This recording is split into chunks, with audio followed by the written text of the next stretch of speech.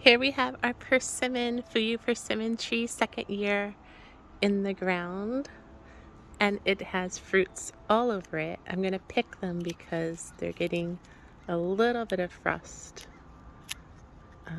damage, but other than that, look how beautiful they look. And they will eventually become soft and mushy like a pudding. I like them crunchy like an apple. I think they taste a lot better that way. There's a lot of different fruit here to choose from. This year we had over 2 dozen. I just realized because as we were dwindling down, we had 9 left, and I thought there was only like 5 or 6. So there is a lot of fruit on this tree. If you leave it until all the leaves drop and it's bare, you'll see just the amount of fruit is outstanding. So it's definitely a productive tree. If you want fruit right away, I highly recommend planting a Fuyu persimmon tree. You'll have tons of productive fruit, especially if it's a mature tree.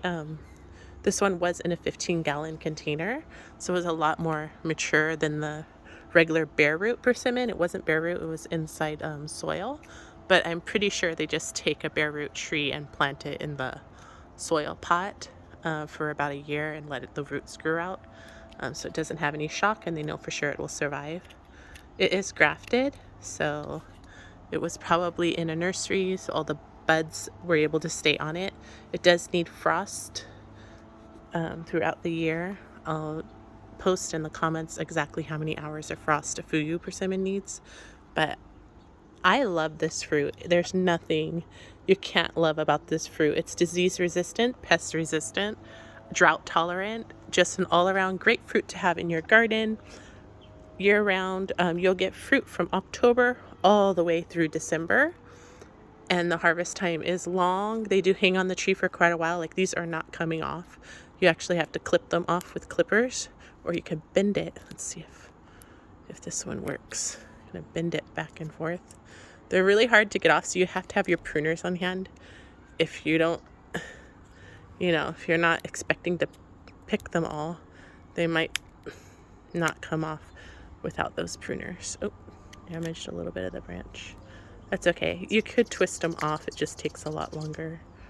But look how beautiful that is. It's a wonderful harvest, and they're pretty on any table and just so easy to make pies with. You can bake persimmon bread with it, just like zucchini bread or carrot cake.